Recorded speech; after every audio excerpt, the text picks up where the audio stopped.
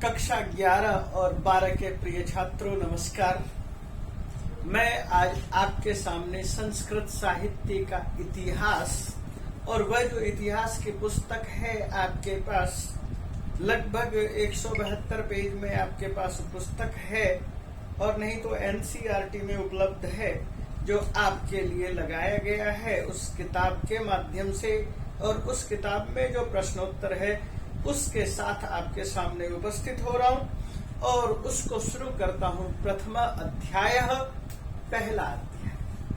कोई भी चीज होगी तो उसकी शुरुआत को हम ढूंढेंगे कि आदि कहाँ है, कोई ऐसा पॉइंट, कोई ऐसा बिंदु जहां से हम कहें कि ये शुरू हुआ है। आप जैसे साइंस में खोजते हैं अमीबा और वहां से जो है वह शुरू मान लेते हैं, तो कुछ न कुछ चीजें हमारे पास ऐसा पॉइंट होना चाहिए जहां से हम ये कहें कि ये यहाँ से शुरू है। केवल हर बात के लिए ईश्वराधीन हो जाए वह भी उचित नहीं है, हम भी तो किसी न किसी अधीन हो। जैसे कि मैं आपके सामने उदाहरण रख रहा हूं, आज से लगभग 50 साल पहले ब्राजील के जंगलों में खोजा गया कि 4 तरह के ऐसे बंदर मिले जो कि आदमी के हूबहू शक्ल के थे, ऐसे ही दाढ़ी रखने वाले बंदर, और वो 4 शब्दों को समझा करते थे। आज वे 40 शब्दों को समझते हैं। तो ऐसे ही मनुष्य जब शुरू में पैदा हुए होंगे तो एक साथ तो चीखने नहीं लगे होंगे, एक साथ तो उनके अंदर से शब्द कुलबुलाने नहीं लगे होंगे। यदि ऐसा होता तो आज भी होता कि जब बच्चा रोता है तो अपनी माँ से कहता माँ दूध पिला, संस्कृत में बोलता माता दुग्धम देही। वो ए क्यों करता है? क्योंकि उसके पास शब्द का अभाव है। हम शब्द को समाज से इकट्ठा करते हैं और वहां तक पहुंचाते हैं। ठीक उसी तरह से हम यदि संस्कृत साहित्य के इतिहास को भी देखें, सुने, समझें, तो संस्कृत भाषा है। हम संस्कृत भाषा को जब देखते हैं तो इसका उद्भव कब हुआ होगा, विकास कब हुआ होगा, तो हम ये मान करके चलते हैं कम से कम 7100 ईसा पूर्व इसका विकास संभव है, क्योंकि 6000 ईसा पूर्व तो लिपि की रचना प्रारंभ हो चुकी थी। यदि हम इस चीज को देखें और हम प्राचीन कालीन बहुत सारी सभ्यताओं को देखें, सभ्यता के में होने वाले काम, होने वाली कहानियां, होने वाले साहित्य को देखें, तो उनमें कहानी के माध्यम से हमारे पास शब्द का प्रयोग है। पहले हो सकता है कि संकेत के माध्यम से शब्दों का प्रयोग हुआ होगा और उसके बाद धीरे धीरे संकेत को शब्दावली का स्वरूप दिया गया और उसके बाद धीरे धीरे हर नानी, दादी अपने बच्चों को, पोतों को, पोतियों को, नाती को, नातिन को कहानी सुनाती है और उन कहानियों में शब्द ही तो होता है। वही कहानी धीरे धीरे गाथा, नाराशंसी, इतिहास, पुराण इस तरह का स्वरूप लेता चला गया और शब्द का आकार बढ़ता चला गया। और उसके बाद जब लिपि का आविष्कार हुआ तो हमने उन शब्दों को लिखना शुरू किया, शब्द का भंडारण करना शुरू किया, शब्द भंडार बनाए। तो भारतीय सभ्यता और संस्कृत बहुत बड़ा भंडार है। इस भंडार में प्राचीन काल से लेकर आधुनिक काल तक के शब्दों का प्रयोग है। मैं आपके सामने एक ऐसा शब्द रखता हूं जो कहते हैं, ये देखिए, यदि मैं ये खोजूं कि अच्छा शब्द सबसे सरल है, सबसे सभी को समझ में आता है, लेकिन ये शब्द कितना पुराना होगा, तो हम देखते हैं तो अथर्ववेद में ये शब्द मिल जाता है और अथर्ववेद अति प्राचीन है। तो प्राचीन शब्द का हम आधुनिक काल में भी उसी आधुनिकता के साथ बोल रहे हैं, प्रयोग कर रहे हैं। तो कहने का तात्पर्य यह है कि हमारे पास साहित्य लेखन की जो विधा प्रारंभ हुई, सबसे पहले श्रुति परंपरा थी।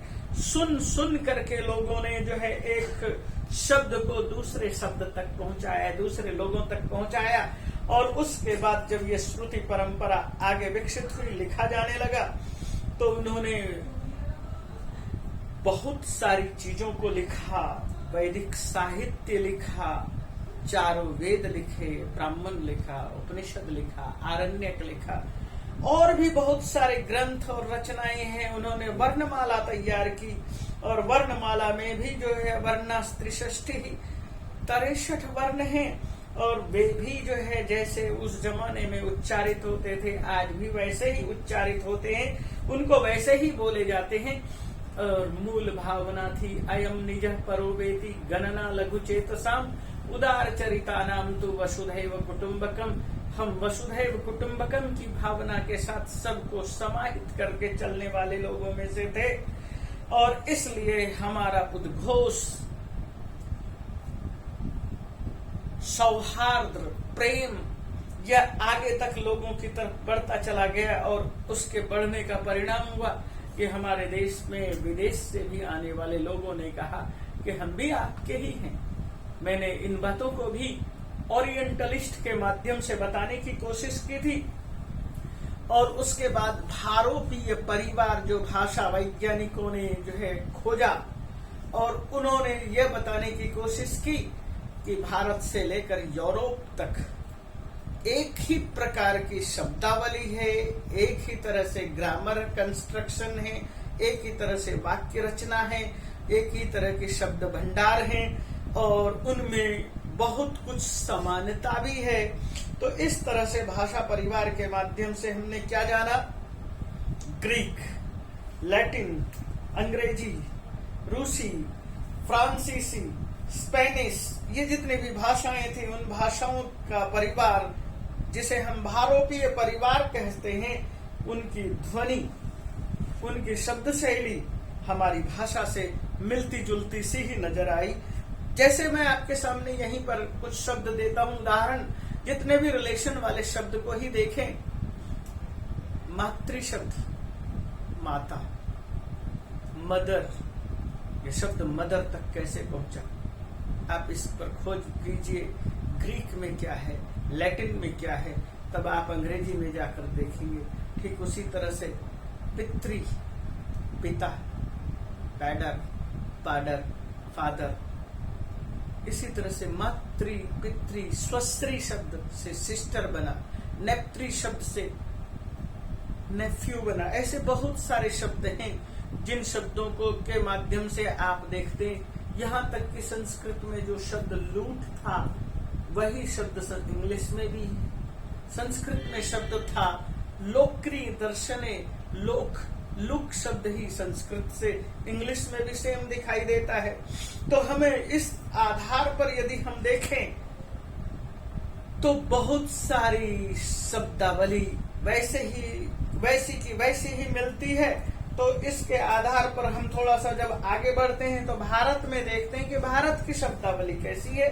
तो भारत के अंदर जो बहुत सारी भाषाएं हैं, हिंदी, मराठी, गुजराती, बंगला, उड़िया, पंजाबी, असमिया, सिंधी, ये सारी जो भाषाएं विकसित हुई है, इन भाषाओं के विकास के पीछे भी मूल भावना संस्कृत से ही चली आ रही थी, और संस्कृत में ही ये बात आती थी।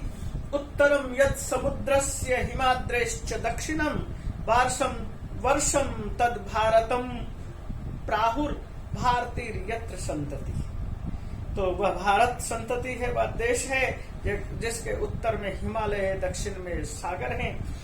और इसी तरह से जो है उस भारत को, उस भूखंड को भारत कहा गया है। भारतीय उनकी संतति है, भारतीय कहलाती हैं। तो इसी भारतीय भाषा में हम यदि ढूंढें तो हमारे पास शब्द कहाँ से आ रहे हैं, तो हम यह तो क्लियर नहीं कह सकते कि सारे के सारे शब्द एक साथ हमारे पास आए। शब्दों का धीरे धीरे संग्रहण हुआ होगा। हमने 6000 या 7000 ईसा पूर्व दिया है। इस समय तक हमारे पास शब्दों का अथाह भंडार आ चुका था। वह भंडार जो शब्दों का आया, वो भंडार शब्दों का कहाँ से आया?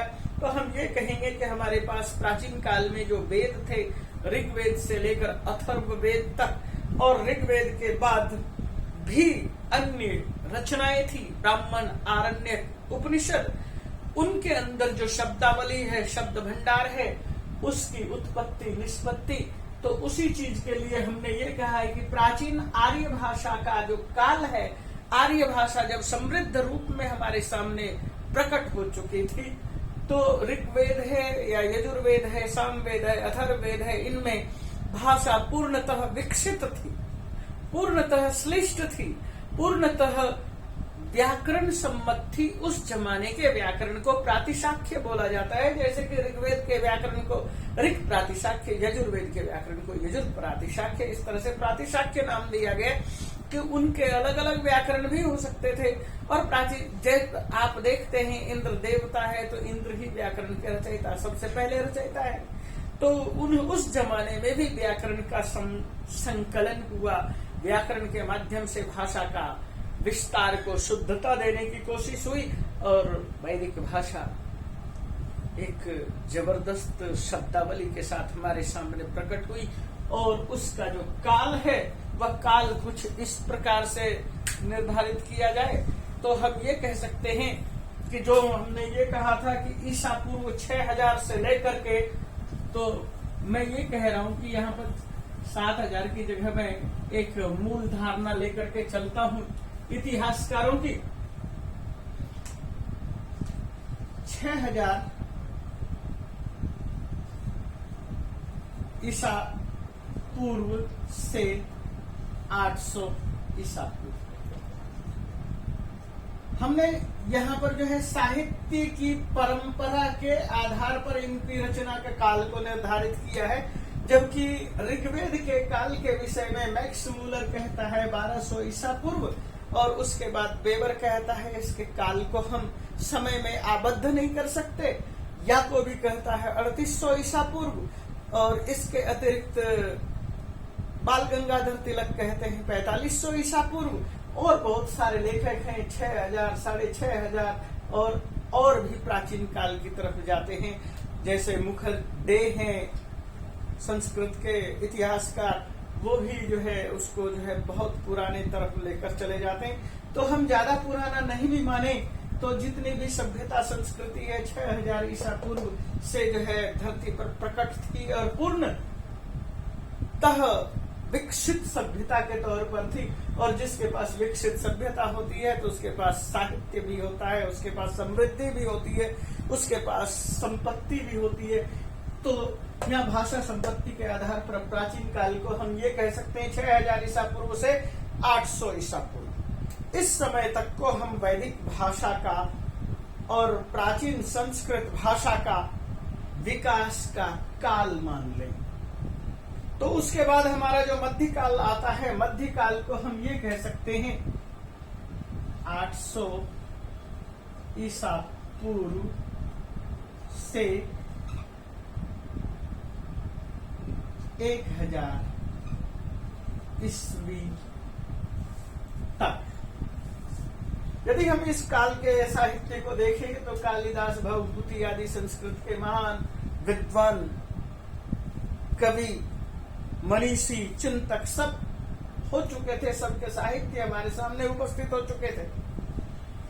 और उसके बाद हम यहाँ पर ये देखते हैं कि यहाँ पर भाषा में जन भाषा कहें या जन लोक व्यवहार कहें तो बहुत कुछ ऐसा भी मिलता है कि जन भावना को सामने रखा गया था।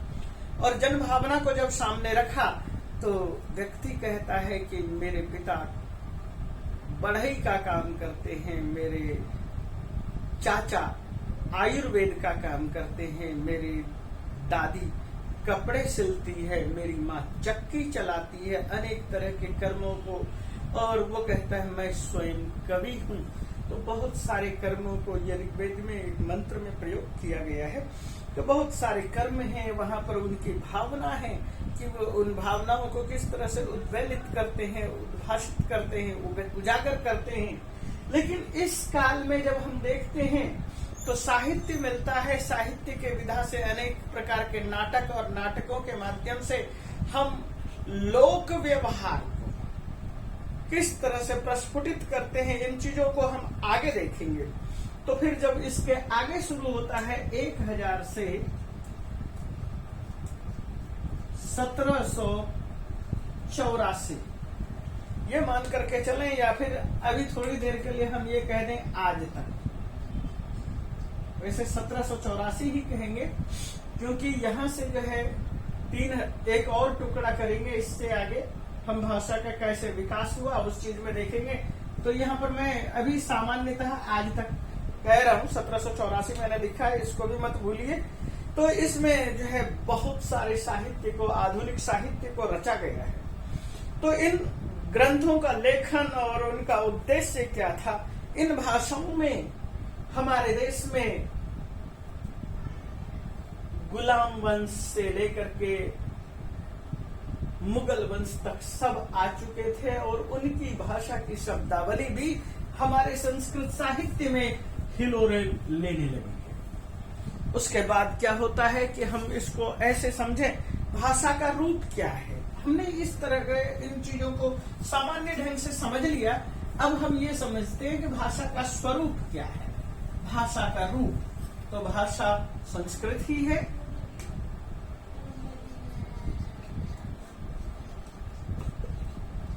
तो भाषा का रूप क्या हो सकता है? तो हम इसको ये कहेंगे, भाषा के दो रूप होते हैं। एक बोलचाल, दूसरा साहित्य लेखन।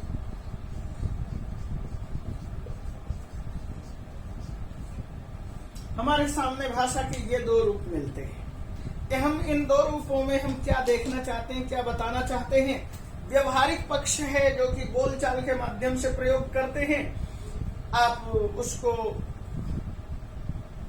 जब हम उसको भी साहित्य में, नाटक में प्रयोग करने की कोशिश की है, भास, कालिदास, शूद्रक आदि नाटकों ने सामान्यतः उन चीजों को भी हमारे सामने उपस्थित किया है, वह भी। और उसके बाद साहित्य लेखन हुआ। साहित्य के अनेक मर्मज्ञ विद्वान हैं जिनका मैंने नाम लिया। तो ये हमारे सामने इस तरह का लेखन हुआ। अब मैं इसको ये कहूं, भाषा का रूप हमने देख लिया कि व्यवहारिक पक्ष है और एक साहित्यिक पक्ष है। तो संस्कृत का साहित्यिक विकास कैसे?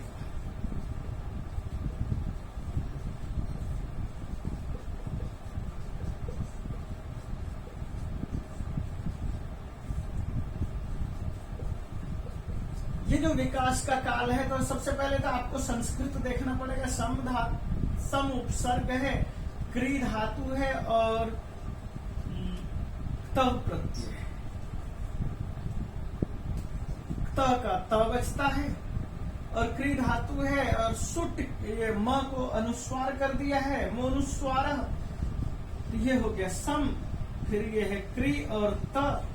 सुट का पूर्व से सुट का आगम हुआ, सुट का स बचा, बाकी इत संज्ञक। तो संस्कृत का मतलब है संस्कृतम शुद्धम पवित्रम।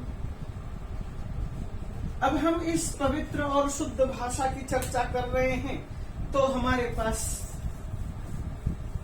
यही आती है बात कि जिस चीज के अंदर हम शुद्धता खोज रहे हैं, नाप रहे हैं, तो शुद्धता संस्कृत में कहां से आई? तो संस्कृत स्वयं शुद्ध कैसे है? तो हमारे पास सबसे पहले आते हैं महर्षि पाणिनि,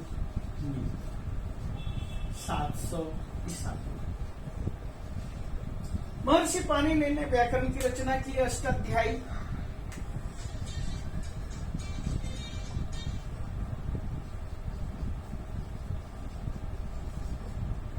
धातुपाठ, लिंगानुशासन,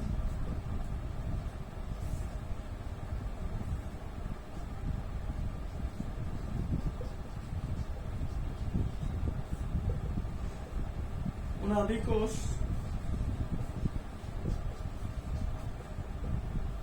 और गणपाठ।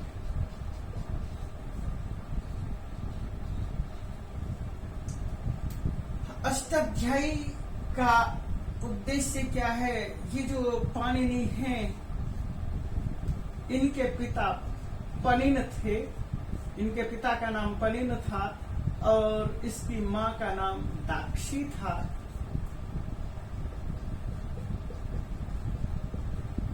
इनके गुरु का नाम उपवर्ष या वर्ष था। ये तुदी शलातुर वर्मति, इस तरह से जो है एक सूत्र है जिसके माध्यम से ये बताने की कोशिश की है कि शलातुर नाम का स्थान था जो कि इस समय पाकिस्तान में पड़ता है और वहां पर पाणिनि पैदा हुआ। इन्होंने ईरान से लेकर के और म्यांमार तक शब्दों को ढूंढा और शब्दों को ढूंढ करके उनका लिंग वचन इन सब चीजों का प्रयोग किया। ये जो है अष्टाध्यायी कहते हैं। अष्ट मतलब 8, अध्याय मतलब अध्याय।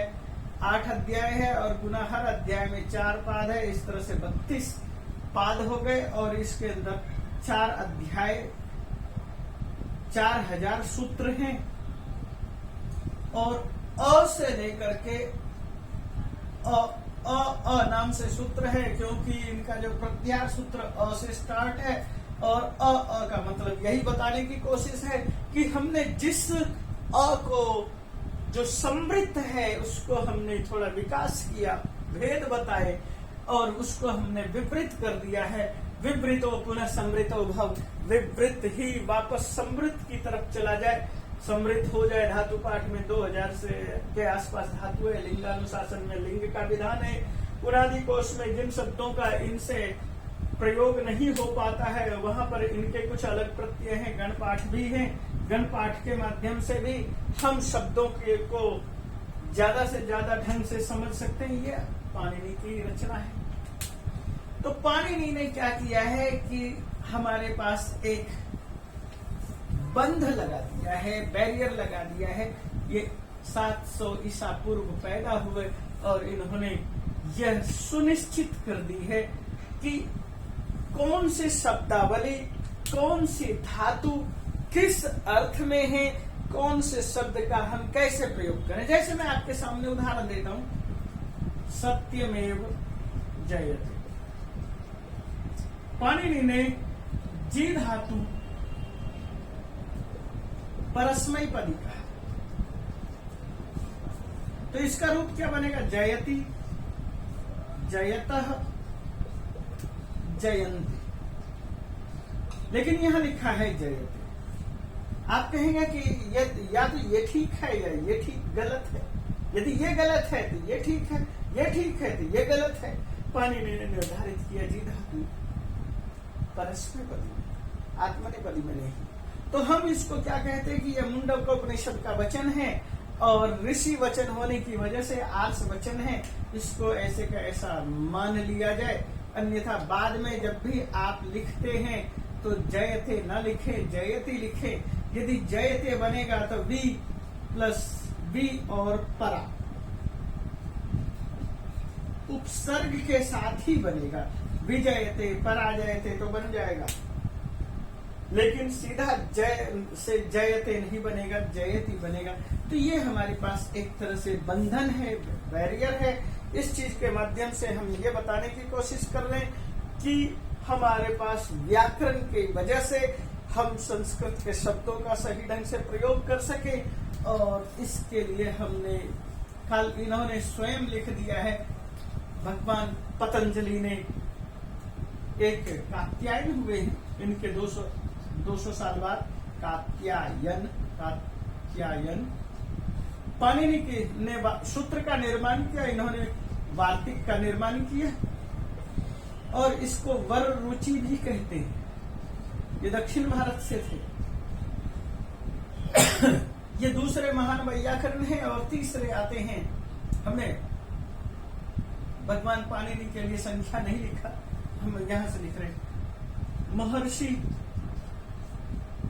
पतंजलि और महर्षि पतंजलि 200 ईसा पूर्व कहो या 100-150 ईसा पूर्व कहो, तो यहाँ पर ये विद्यमान थे, इनकी रचना विद्यमान थी। और ये जो गोंड एरिया है, यूपी का गोंडा बस्ती का एरिया है, ये यहाँ के रहने वाले थे। इतना ही इनके लिए कहना काफी है। ये इतने महान है कि इनके विषय में ज्यादा शब्दावली प्रयोग करना भी हमें उचित नहीं लगता। और मैं अभी जिस चीज का वर्णन करना चाह रहा हूँ, जिस चीज के विषय में जानकारी दे रहा हूँ, वह एक अलग चीज है। और यहाँ पर जब संस्कृत साहित्य का विकास हो रहा है तो साहित्य जो विकास होगा तो किस तरह का होगा, तो भगवान पतंजलि ने कहा केशाम शब्दानाम लौकिका नाम वैदिका नाम। तो सबसे पहले वैदिका नाम,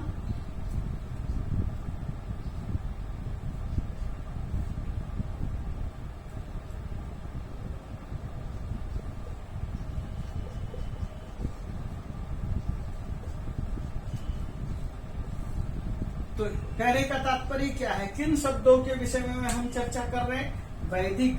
वैदिका नाम का मतलब वैदिक का, लौकिका नाम का मतलब लौकिक का। लौकिक शब्द, लौकिक साहित्य की हम चर्चा करेंगे। तो वैदिक साहित्य क्या है, तो वेद हमने पहले कहा, फिर है ब्राह्मण, फिर है आरण्यक, उसके बाद है उपनिषद। हमने इन चीजों की चर्चा की, वेद, ब्राह्मण, आरण्यक, उपनिषद।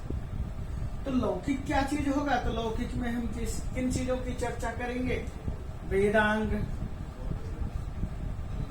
ये है शिक्षा, कल्प, व्याकरण, निरुक्त,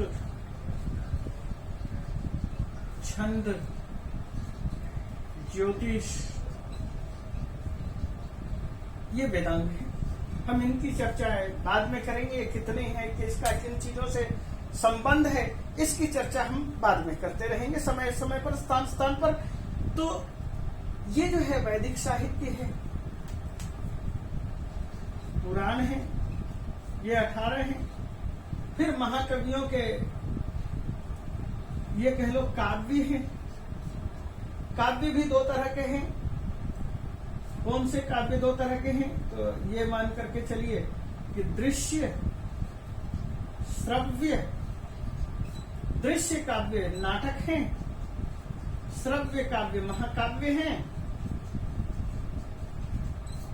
और महाकाव्य में भी अनेक विधाएं हैं, जैसे कि महाकाव्य में आप देखेंगे महाकाव्य, खंड काव्य, इसके अलावा चंपू काव्य, गीत काव्य, इस तरह से अनेक तरह के काव्य हैं। अनेक तरह के काव्य की चर्चा हम समय समय पर करते रहेंगे और उन चीजों के विषय में भी हम जानकारी देंगे।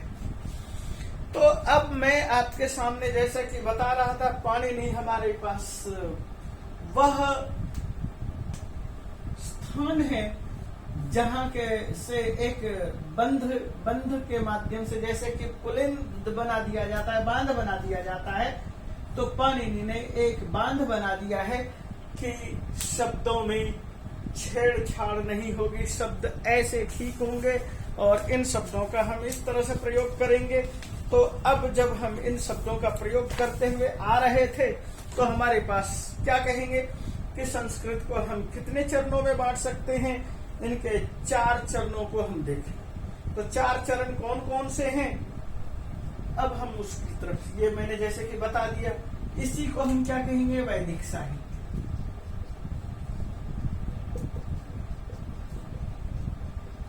ये जो लौकिक है, लौकिक साहित्य है। और यहाँ पर जो है हमारे पास जो मैंने काव्य लिखा है, तो सबसे पहला काव्य क्या है, तो भगवान वाल्मीकि, और वाल्मीकि का है रामायण।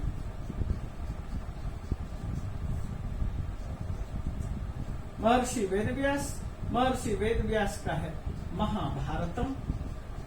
हम यहां से आगे चर्चा शुरू करेंगे। तो वैदिक साहित्य, ये लौकिक साहित्य।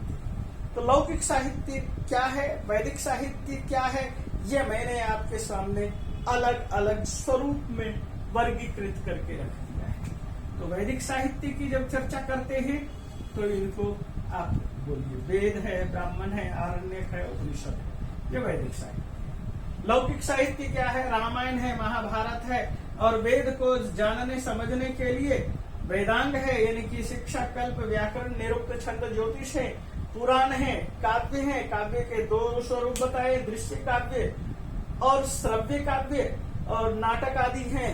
इन सब चीजों को मैंने आपके सामने रखा है, इन चीजों को हम आगे बढ़ाते चलेंगे।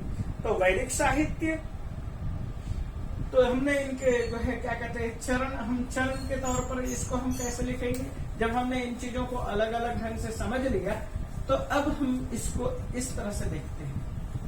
प्रथम चरण, द्वितीय चरण, ऐसे कहते हैं। प्रथम वैदिक साहित्य। मैं जो कुछ भी बोल रहा हूं वैदिक साहित्य की पुस्तक के आधार पर ही बोल रहा हूं। वैदिक साहित्य पहला चरण यही होगा, वैदिक साहित्य, जो कि हमारे पास आया है 6000 ईसा पूर्व से 800 ईसा पूर्व तक। दूसरा चरण होगा रामायण, महाभारत। ये रामायण और महाभारत है, इनकी रचना का काल भी है और इसको आप ये मान करके चलें 800 ईसा पूर्व से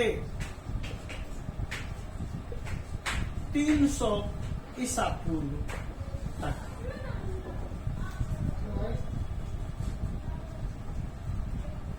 तीसरा चरण शुरू होगा। तीसरा चरण हम ये कहेंगे 300 ईसा पूर्व से 1000 ईसा पूर्व तक, या इसको हम ये कहेंगे मध्यवर्ती संस्कृत साहित्य। इस काल को क्या कहेंगे? मध्यवर्ती, यानी मध्य काल का जो संस्कृत, मध्यवर्ती संस्कृत साहित्य। मध्यवर्ती संस्कृत साहित्य में सारा का सारा संस्कृत साहित्य, अश्वघोष, भास, कालिदास, भवभूति, बाण, सुबंधु सब आ जाते हैं। और इसका काल का समय है 300 ईसा पूर्व से 1784 ईस्वी तक। आप इस चीज को देखिए और इस चीज को देखने के बाद आपको महसूस होगा कि आपके पास सारे काल और सारी किताबें, सारी रचनाएं यहाँ आ चुकी हैं संस्कृत साहित्य का। उसके बाद आता है आधुनिक काल।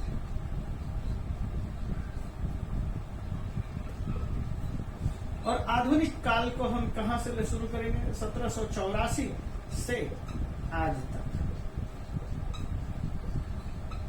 इस तरह से हम काल खंडों में विभाजित करते हुए चल रहे हैं और ये जो भी कुछ है हमारी अपनी मनगढ़ंत कल्पना नहीं है, बल्कि ये ऐतिहासिक तथ्य को मैं सामने रख रहा हूं। इस तरह से आप, जैसे कि आप वीर गाथा काल, तो आदि काल, वीर गाथा काल, इस तरह से आप पढ़ते हैं हिंदी साहित्य का इतिहास, तो आप इसको भी इस तरह से समझिए। अब मैं बात करता हूं वैदिक साहित्य है और लौकिक साहित्य है, इनमें भेद क्या है, अंतर क्या है, क्यों हम उसको अलग रखे हुए हैं, या उनकी भाषा में क्या अंतर है। शब्दावली तो कुछ उसी तरह की होगी, लेकिन कुछ न कुछ अंतर अवश्य है। उन अंतर को आपको अभी से स्पष्ट कर देना चाहता हूं। वह है वैदिक साहित्य और लौकिक साहित्य।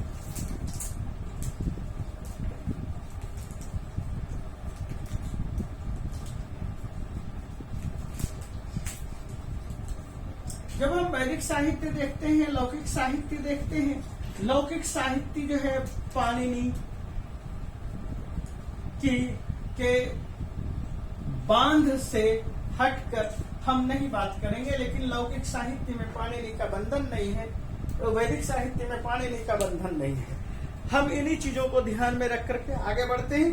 और वैदिक साहित्य का मुख्य धर्म प्रधान साहित्य रचना हुई है, इसमें यज्ञ का वर्णन है। लौकिक साहित्य को हम मनोरंजन के तौर पर इस्तेमाल कर सकते हैं। इसके अंदर जो है मूल भावना है, शब्दावली में भिन्नता है। मैं उस शब्दावली की भिन्नता को आपके सामने रख रहा हूं। इनमें शैली भेद है। हमने यद्यपि साहित्य में जैसे कि ये कहा कि संवाद हमने कहां से लिया है? ऋग्वेद से। गान कहां से लिया है? सामवेद से। हमने बहुत सारा विज्ञान और बहुत सारे कर्म कहां से लिए हैं? अथर्ववेद से। तो इस तरह से हम नाट्य वेद की रचना करते हुए जब बात करते हैं तो हमारे पास बहुत सारा चीज, संवाद, तो मैंने यहाँ संवाद, बहुत सारे लोग कहेंगे संवाद आपने यहाँ ऋग्वेद में क्यों लिख दिया, आपको यहाँ पर कथा लिखना चाहिए था, कथ्य। लेकिन मैं यहाँ पर ये कहूंगा कि जब हम नचिकेता का संवाद उठाते हैं, यम यमी का संवाद उठाते हैं, अक्ष सूक्त आदि देखते हैं, तो हमें कथा, सूत्र, कथ्य और संवाद भी यहीं पर मिलने शुरू हो जाते हैं। इसलिए मैंने उसको ऋग्वेद में ही लिख दिया है, बता दिया है। तो इस चीज को यहाँ पर ध्यान रखने योग्य है। अंतर क्या है भाषा की दृष्टि से, अब मैं वो सामने रख रहा हूं। जैसे कि तुमुन प्रत्यय है, तुमुन प्रत्यय में हम यहाँ संस्कृत में कहते हैं गंतुम। वैदिक साहित्य में क्या लिखा हुआ मिलता है, गंतवे, गमध्यई,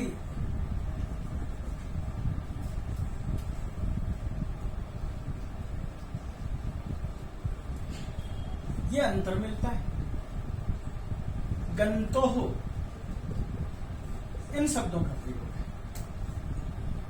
इसी तरह से मैं यहां पर लिखूं प्रियाः, जनाः, प्रियै, जनै, यहां पर क्या मिलता है,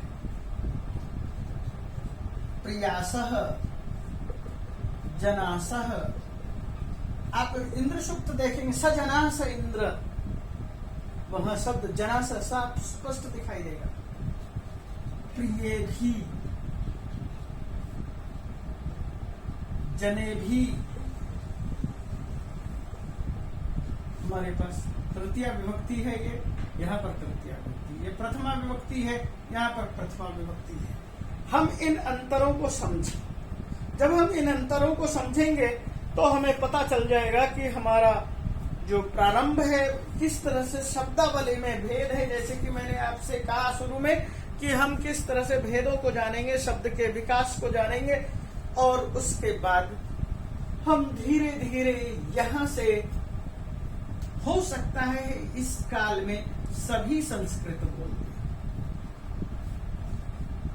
सभी। लेकिन जब हम लौकिक संस्कृत में जाते हैं तो सभी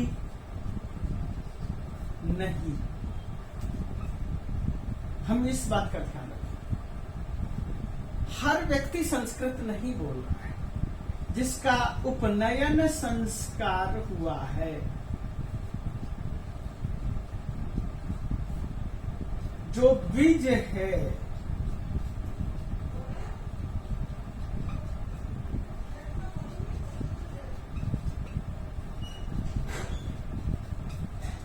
यही शूद्र बोल रहे हैं, तो वो यही केवल संस्कृत बोलेंगे। और स्त्री में लिख दे रहा हूं, और शूद्र। यहां पर क्या लिखना है देखिए, जब हम नाटक को पढ़ेंगे, नाटक में जो भी डायलॉग होगा वह द्विज पात्र जितने भी होंगे वे संस्कृत में बोलेंगे। लेकिन द्विज पात्र से इतर जितने भी हैं, जैसे कि वह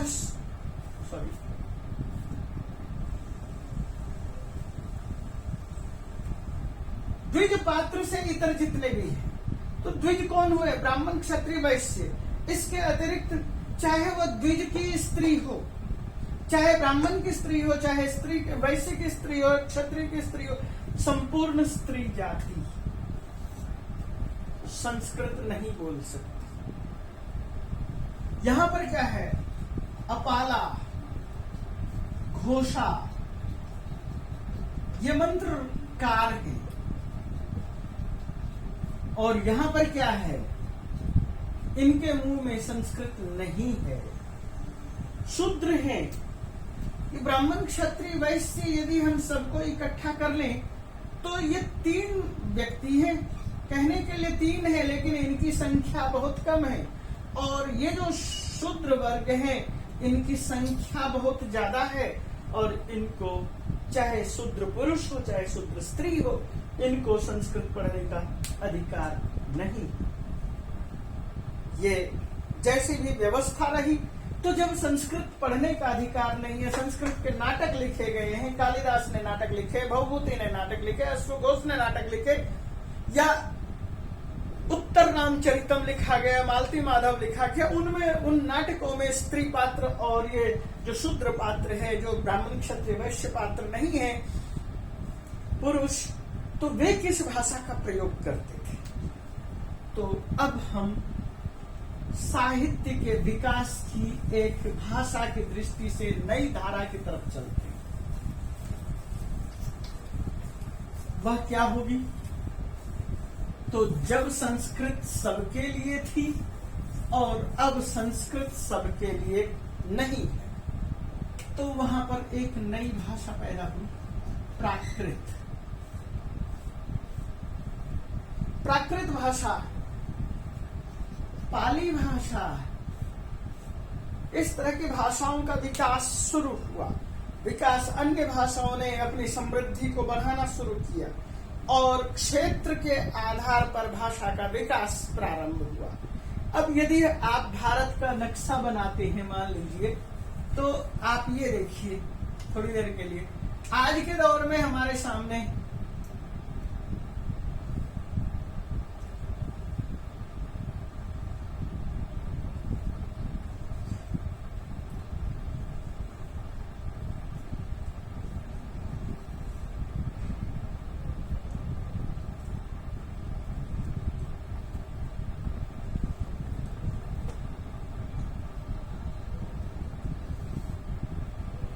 इस तरह से हमने यदि एक ड्रॉ कर लिया है, आप इसको क्या कहते हैं, एग्जैक्ट ना समझें,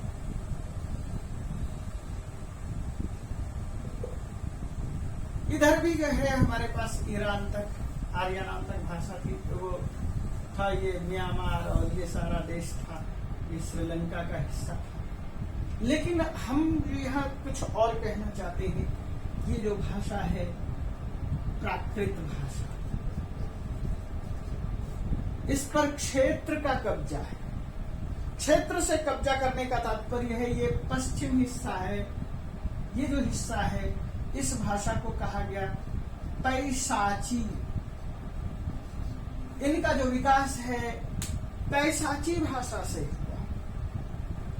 यहां पर जो आपका मथुरा का एरिया है, सूरसेन का एरिया है, यहां की भाषा थी सौरसेनी।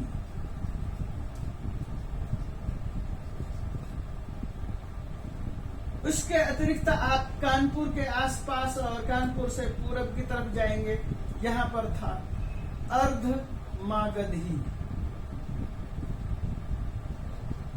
जब आप मगध में प्रयोग करेंगे, प्रवेश करेंगे, तो यहां पर है मागधी।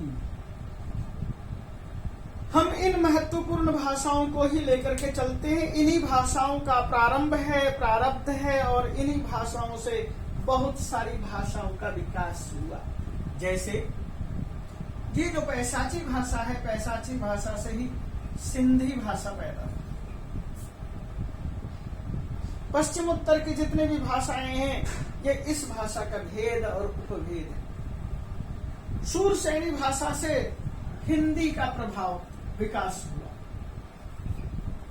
अर्धमागधी भाषा है, इस अर्धमागधी भाषा से क्या चीज का विकास संभव है और विश्व कर सकते हैं, या मागधी भाषा है, इससे हम किस चीज को लेकर के चलते हैं, तो वो भी आपके सामने मैं रख रहा हूं। उस चीज को समझना है।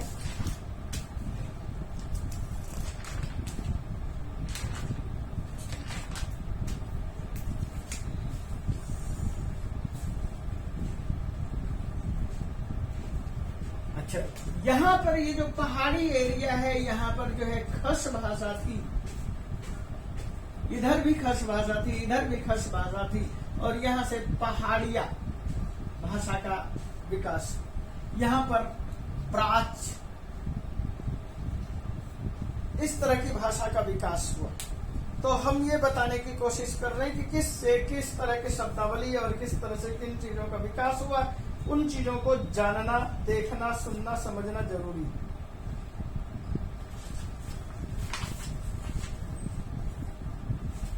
ये ब्राचड़ है, ब्राच की जगह ब्राचड़। तो आपके पास जो है हिंदी भाषा है, ये यहाँ से ही ये जो सूरसेन की भाषा है, इसी भाषा से ये जो अपभ्रंश था, यहाँ पर भी जो है जैसे प्राकृत भाषा है, अपभ्रंश भाषा है, और इस अपभ्रंश भाषा से ही महाराष्ट्र के अंदर मराठी, गुजराती, इन भाषाओं का विकास ये यहाँ पर है, आसपास है। तो इन भाषाओं का जो विकास हुआ, मराठी गुजराती का इस तरह से हुआ। तो मागधी से ही आप देखेंगे कि आपके पास मैथिली भाषा है, मगही भाषा है, अंगिका है, ये मगही से ही, मागधी से ही बंगला है। इन भाषाओं का भी विकास हुआ। तो तात्पर्य क्या है, मूल स्थान ये मान करके चलिए सूरसेन, ये सिंध प्रदेश, पिशाची भाषा से प्राचीन भाषा बनी, और खस भाषा से पहाड़िया भाषा बनी, प्राकृत भाषा है, और महात्मा बुद्ध प्राकृत भाषा में ही उपदेश दिया करते थे, पाली भाषा में दिया करते थे, प्राकृत पाली का प्रयोग करते थे। ये जो थे महावीर जैन स्वामी, ये अर्धमागधी भाषा का प्रयोग करते थे। इनके विषय में हमें कुछ कहने की आवश्यकता नहीं। तो इस तरह से जो है हमारे पास भाषा का विकास, भाषा का जन्म स्थान, कि किस तरह से कौन कौन सी भाषा बनी, यही मागधी ही है, जिससे कि आपके पास भोजपुरी आदि भाषाएं पैदा हुई है। भोजपुरी, मैथिली, मगही, बंगला, उड़िया, असमिया, ये सारी की सारा भाषा ये मागधी से ही धीरे धीरे यहाँ उड़िया भाषा तक भी हम पहुंचे। बंगला है, बंगला से ही असमिया भाषा की तरफ हम पहुंचे। तो इस तरह से हमारे सामने बहुत सारी भाषाएं आई।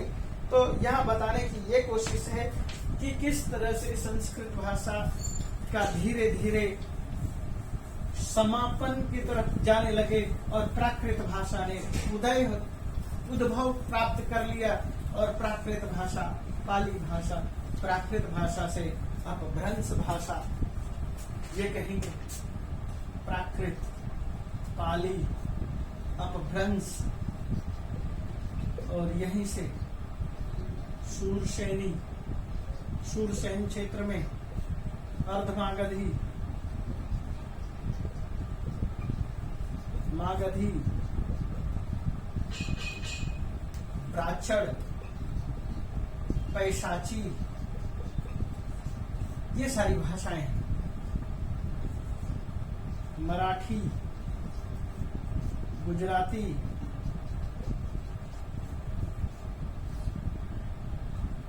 मैथिली, बंगला, असमिया, यहाँ पर मागधी से ही मगही, भोजपुरी, अंगिका, उड़िया,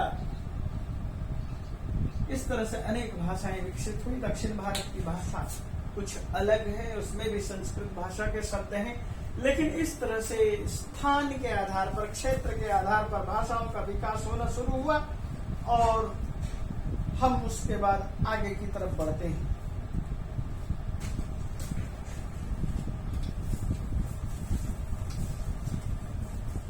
इसका उद्देश्य क्या है? संस्कृत साहित्य का उद्देश्य क्या है? साहित्य का उद्देश्य क्या होता है? साहित्य का उद्देश्य यही होता है, जैसे कि हम किसी भी बातचीत को करते हैं तो उसका काल निर्धारित करते हैं। अन्यथा आप देखेंगे जगह जगह मंदिर के ऊपर लिखा रहता है प्राचीन मंदिर, प्राचीन शिव मंदिर, प्राचीन हनुमान मंदिर, प्राचीन लक्ष्मी मंदिर। अब मंदिर प्राचीन है या भगवान प्राचीन है? आपके सामने दोनों प्रॉब्लम आएंगी। यदि प्राचीन मंदिर है तो फिर ईंटों की छानबीन की जाएगी, कार्बन देखा जाएगा कितने डेट की है, पता चलता है 10 साल पहले यहाँ पर खेल का मैदान था, आज प्राचीन मंदिर बना हुआ। तो उद्देश्य यही है, हम हर चीज को काल क्रम से जान सकें। हम हर चीज को एक संख्या के आधार पर देख सके, समझ सके, पाठक के सामने हर चीज को सही दृष्टिकोण दे सके और युगों को हम केवल ये नहीं कहें कि प्राचीन काल में ऐसा कहा गया है, वेदों में ऐसा कहा गया है, रामायण में ऐसा कहा गया है। हमें हर चीज का एक अकाउंटेबिलिटी के साथ बात करनी होगी, हर चीज को संख्यात्मक दृष्टिकोण से बात करना होगा। आप डिजिटल युग में जी रहे हैं, तो डिजिटल युग में जीने के लिए आपको हर चीज का उद्धरण, हर चीज का प्रयोग कि कौन सा किस काल में हुआ, इस चीज को बताना भी आपका कर्तव्य बनता है। तो यही था उद्देश्य कि वांग्मय हमारे पास इतना लंबा चौड़ा है और वांग्मय को हम सही ढंग से समझ सकें। वांग्मय में आजकल जो संस्कृत साहित्य का इतिहास है, इतिहास को बताने का मकसद यही है कि हम सही ढंग से उसे पहचान सके। ये नहीं कि अंध कुएं में हर चीज पड़ी हुई है, निकाला भी ये ऐसा है, ये ऐसा। ऐसा कहने से जो है लोगों में सत्यता स्थापित नहीं होती। कारण ये है, मैं आपके सामने एक छोटा सा उदाहरण देता हूँ कि एक विदेशी विद्वान जर्मन से आया और 3 साल तक दक्षिण भारत में अनेक ब्राह्मणों के पास जाते रहे और उनसे कहा कि वेद के विषय में बड़ी चर्चा है, हमें आप वेद दीजिए। मैक्स मुलर के समय से पहले की बात है। और उन्होंने 3 साल तक उसको चक्कर कटाने के बाद जो दिया वह था दुर्गा सप्तती। तो कहीं हम किसी के धोखे में भी ना फंस जाएं, तो इसलिए हम सही ढंग से हर चीज को समझ सकें, हर चीज का अनुशीलन कर सकें और इन चीजों से हमारे पास किस काल में किस तरह का लोक व्यवहार था, किस तरह से शब्दावली का उद्भव हुआ, कैसे विकास हुआ, इन सब चीजों को हम जान सकें। इनकी प्रवृत्ति क्या है, धर्म के माध्यम से, समाज के माध्यम से, राजनीति के माध्यम से, यथार्थ में क्या प्रकाशन है, तीर्थ स्थल है, आख्यान है, इन चीजों का क्या उद्देश्य है, क्या महत्व है, उन चीजों को भी हम अच्छी तरह से समझ सकें। और इसके साथ भारत में विदेशी आक्रमण हुए, संस्कृत धारा उसके बाद भी प्रवाहित होती रही, पारंपरिक दृष्टि से प्रवाहित होती रही और उस चीज को भी हम जान सकें, समझ सकें। आधुनिक भाषा है, आधुनिक भाषा संस्कृत जो है, इसके अंदर भी हमारे पास काव्य है, नाटक है, लघु नाटक है, उपन्यास है, जैसे अंबिका दत्त व्यास का, शिवराज विजय, पंडित अक्षमाराव के, पंडित विजेंद्रनाथ के, शास्त्री के, तो इस तरह के कपिल देव शास्त्री के और बहुत सारे वाग्भट विद्वान हुए हैं, वाणी के महान धुरंधर विद्वान हुए, उन्होंने बहुत सारी रचनाएं की हैं। उन्होंने उन चीजों के माध्यम से बहुत सारे नए नवीन शब्दों को भी उठाया है, जैसे विधवा विवाह, दहेज प्रथा, भ्रष्टाचार, राजनीति, इन सब चीजों को भी उन्होंने संस्कृत साहित्य में डालने की कोशिश की है। तो इसके बाद हम लोक व्यवहार की तरफ बढ़ते हैं कि हमारा लोक व्यवहार उससे डेवलप होता है। हम शिक्षा का उद्देश्य क्या होता है, तो मम्मट कहते हैं लोक व्यवहार के लिए हम लोक व्यवहार सीख सकें। यत्र स्त्रीणामपि किम अपरम मातृभाषा वदेव प्रत्यावशम विलसति वचः प्राकृतम संस्कृतम वद। ये विक्रमांक देव ने कहा है। विक्रमांक देव का यह कथन केवल यही बताने की कोशिश की है कि सल्तनत काल में भी लोग इस तरह से बोलते थे। विल्हन कहते हैं कि वहां की स्त्रियां संस्कृत भाषा और प्राकृत दोनों भाषा ही समझते थे, प्रयोग करते थे। जैसे कि मैं आपके सामने एक छोटा सा उदाहरण देता हूं। विल्हन के विषय में ये कहा जाता है, विल्हन यद्यपि कश्मीरी कवि है, लेकिन कश्मीर में भी एक और भी भाषा बोली जाती है और उस भाषा को अभी मुझे नाम याद आएगा, मैं बताता हूँ। लेकिन जब महाकवि कालिद ये विल्हन एक पेड़ के नीचे बैठे थे, प्यास लगी हुई थी, उन्होंने पानी मांगा। एक गर्मी का मौसम था, एक स्त्री ने पानी उसे पिलाया और वहां पर अन्य बहुत सारी स्त्रियां थी। उन स्त्रियों में 2 स्त्रियां आपस में लड़ने लगी। लड़ते लड़ते वह क्या कहते हैं, आपस में एक दूसरे के बाल पकड़कर खींचने लग गई। इसे हम कहते हैं कचाकची, दंडा दंडी, मुष्टा मुष्टी। इस तरह से आपस में थप्पड़ों का प्रहार हो गया और झगड़ा ज्यादा बढ़ गया। और झगड़ा बढ़ते बढ़ते जो है क्या कहते हैं, वह झगड़ा कोर्ट तक पहुंच गया, राज दरबार में पहुंचा। राज दरबार में कहा कि आपने सब कुछ बोल दिया, आप ऐसा कोई व्यक्ति बताओ गवाह के तौर पर जो कि वहां पर कोई पुरुष हो। तो उन्होंने बताया कि एक पुरुष था, और उसके बाद उस पुरुष के विषय में जो है खोजबीन की जाती है और बिल्हन को बुलाया जाता है। बिल्हन केवल ये कहते हैं किसने क्या कहा है यह मैं बता दूंगा, लेकिन मैं उनकी भाषा नहीं समझता। कश्मीर की भाषा थी डोगरी, तो वो डोगरी भाषा में बात कर रही थी। संस्कृत के विद्वान थे बिल्हन। हो सकता है कि बिल्हन को डोगरी भाषा कम आती हो समझ में या नहीं आती हो समझ में, तो वहां पर ये केवल, या फिर वे अपनी बौद्धिक विलक्षणता को दिखाने की कोशिश कर रहे हैं कि देखो बिल्हन कभी इतने तेज दिमाग के थे कि झगड़े को भी पॉइंट टू पॉइंट नोट करके राजा तक सामने रख दिया कि इस महिला ने ये कहा, इस महिला ने ये कहा, फिर इसने ये कहा, फिर इसने ये कहा, फिर इसने ये कहा, फिर इसने ये कहा। यानी कि कितने विलक्षण थे, कितने याददाश्त कितनी जबरदस्त थी, ये बताने की केवल अतिशयोक्ति में ही मैं मान के चलूंगा, क्योंकि वो महान कवि बिल्हन कश्मीरी थे और कश्मीरी को डोगरी भाषा आती होगी और आनी भी चाहिए। खैर, मैं इन सब चीजों को छोड़ करके मैं यही कहूं कि संस्कृत भाषा संसार की प्राचीनतम भाषा है। यह हमारे विचार बिंदु है। संस्कृत भाषा का रचना निरंतर प्रवाहशील है, यानी प्राचीन काल से 7000 ईसा पूर्व से लेकर के और अब तक संस्कृत भाषा चली आ रही है। हम वैज्ञानिक दृष्टिकोण से देखेंगे तो इसमें ग्रीक, लैटिन, अंग्रेजी, रूसी, फ्रांसीसी, स्पेनिश, यूरोपीय भाषाएं हैं और इसलिए हम उसे भारतीय परिवार में गिनते हैं। गुजराती, बंगला, उड़िया, असमिया, पंजाबी, सिंधी ये आधुनिक भारतीय भाषा है। हिंदी, मराठी आदि। इसलिए हम ये कहेंगे भारत की अनेक भाषाओं पर संस्कृत भाषा का प्रभाव हुआ है। और प्राचीन भाषा, आर्य भाषा, हमने इस तरह से मध्यकाल की भाषा हमने सब आपके सामने रखा। आधुनिक काल तक हम लेकर आए।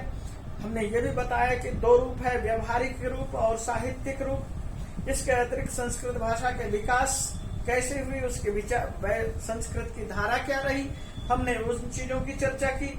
रामायण महाभारत के को ही हमने आरंभ मान करके दिखाया कि बताया कि आदि कवि है। आदि कवि का मतलब आदि काव्य है। आदि काव्य का मतलब कि आदि कवि का मतलब होता है सबसे पहला, और सबसे पहला है वाल्मीकि। वाल्मीकि की रचना रामायण। रामायण में क्या कुछ है हम उसको आगे बताएंगे। इसी तरह से महर्षि वाल्मीकि है। वाल्मीकि के बाद महर्षि वेदव्यास है। महर्षि वेदव्यास का महाभारत है। हमने आपके सामने उसको विकास का एक चरण, आपके सामने 4 चरण रखे और 4 चरणों को बताते हुए फिर हमने ये बताया कि वैदिक भाषाएं, वैदिक साहित्य कौन कौन सी है। तो अब मैं आपके सामने वैदिक साहित्य और लौकिक साहित्य सब चीजों की चर्चा करते हुए आगे बढ़ रहा हूं। और उसके बाद हम क्या बताने की कोशिश कर रहे हैं कि भाषा का जो है प्राकृत भाषा आदि था, और प्राकृत भाषा, पाली भाषा, अपभ्रंश भाषा और इन्हीं चीजों से भारत के पश्चिमोत्तर भाग में पैशाची और ब्राचड़ भाषा बोली जाती थी, और दिल्ली और दिल्ली के आसपास सूरसैनी भाषा बोली जाती थी। सूरसैन क्षेत्र था और इसके आसपास ही कानपुर से लेकर के और बिहार के प्रवेश द्वार तक मागधी, भोजपुरी, अर्धमागधी बोली जाती थी और उसके बाद मागधी बोली जाती थी। और मगही भाषा से ही बहुत सारी भाषाओं का विकास बताया गया है। सूरसैनी भाषा से ही हिंदी भाषा का विकास बताया गया है। इस तरह से भाषा का महत्व हमने आपके सामने रखा और भाषा के महत्व को बताते हुए मैं आपके सामने केवल अब ये बता रहा हूँ, जैसे कि आपके पास अभ्यास प्रश्न होंगे। अभ्यास 9 प्रश्न हैं। अभ्यास प्रश्नों में आपके सामने आएगा संस्कृत पर 5 वाक्य लिखिए। तो संस्कृत में 5 वाक्य क्या लिखेंगे? संस्कृत साहित्यम, इस पर 5 वाक्य। संस्कृतम गिरवाणवाणी प्राचीनतमा भाषा अस्ति, आप ये वाक्य लिखेंगे। दूसरा वाक्य लिखेंगे लौकिकम संस्कृतम वैदिकम संस्कृतम च भाषायाम द्वौ भेदौस्त, भाषा में 2 भेद हैं। तीसरा वाक्य लिखेंगे वैदिक संस्कृते वेदाः ब्राह्मण आरण्यक उपनिषद ग्रंथाः सन्ति।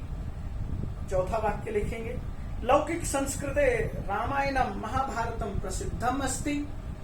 5वां वाक्य लिखेंगे भाष कालिदास भारती भारवी माघ भवभूति इत्यादय प्रसिद्धा कवयः संस्कृत साहित्ये सन्ति। इस तरह से हम संस्कृत पर 5 वाक्य आसानी से बना सकते हैं। और इन 5 वाक्यों को बनाने के बाद आपके सामने क्या प्रयोग होता है, भारतीय भाषा परिवार में कौन कौन सी मुख्य भाषाएं थी जो हमने गिना दी हैं।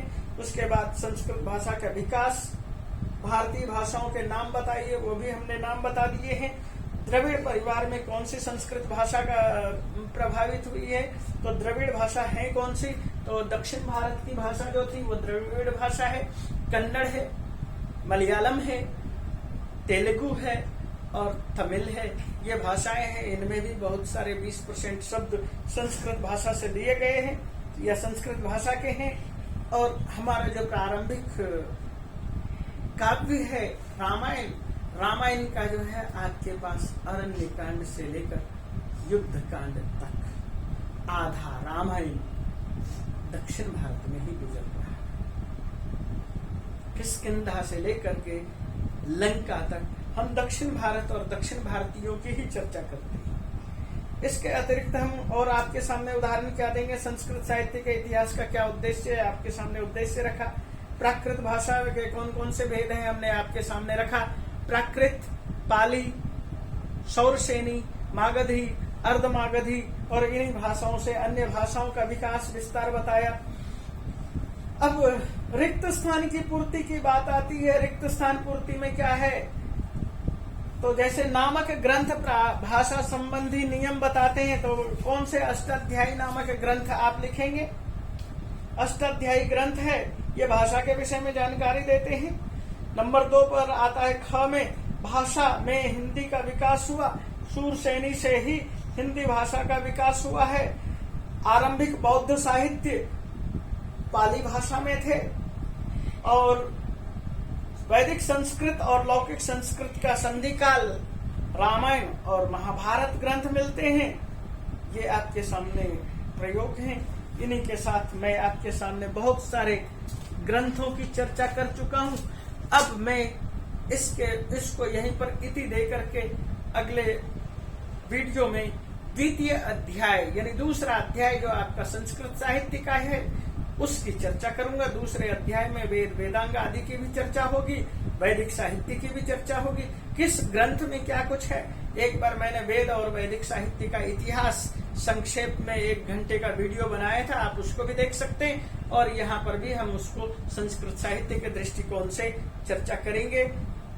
हमने वहां पर भी साहित्य के दृष्टिकोण, संस्कृत साहित्य के इतिहास के दृष्टिकोण से चर्चा की थी, लेकिन यहाँ पर हम जो चर्चा करेंगे आपके पास एनसीईआरटी के से उपलब्ध जो ग्रंथ हैं और इसके अतिरिक्त उस पाठ में 49 प्रश्न दिए हुए हैं, उन प्रश्नों के समाधान को आपके सामने रखेंगे। इसी के साथ धन्यवाद।